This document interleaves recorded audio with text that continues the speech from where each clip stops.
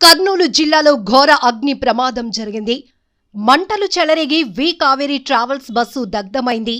బైక్ను బస్సు ఢీకొనటంతో చెలరేగిన మంటలు 20 మందికి పైగా ప్రయాణికులు మృతి చెందినట్లు సమాచారం. బస్సులో 40 మంది ప్రయాణికులు, 2 డ్రైవర్లున్నారు. కల్లూరు మండలం చిన్న టేకూరు దగ్గర ఈ ఘటన చోటు చేసుకోగా హైదరాబాద్ నుంచి బెంగళూరు వెళ్తూ ఉండగా ప్రమాదం జరిగింది. క్షతగాత్రులను హుటాహుటిన కర్నూలు ఆసుపత్రికి తరలించారు. మృతుల్లో అత్యధికంగా హైదరాబాద్ వారు ఉన్నారని తెలుస్తోంది. ప్రమాదానికి గురైన బస్సు నెంబర్ DD01N9490. ఘటనా స్థలంలో సహాయక చర్యలు కొనసాగుతున్నాయి.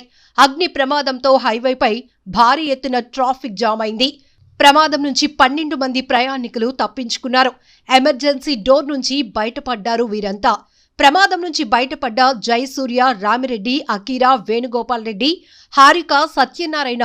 ప్రమాదం నుంచి బయటపడ్డ శ్రీలక్ష్మి, నవీన్ కుమార్, అఖిల్, జస్మిత, రమేష్, సుబ్రహ్మణ్యం కర్నూలు ఆసుపత్రిలో 11 మంది చికిత్స పొందుతున్నారు.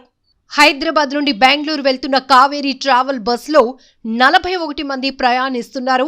24వ తేదీ తెల్లవారుజామున 3 గంటల 10 నిమిషాల సమయంలో బైక్ను ఢీకొనటంతో బస్సు నుండి ఆయిల్ లీక్ కావటంతో ప్రమాదం జరిగినట్టు తెలుస్తోంది.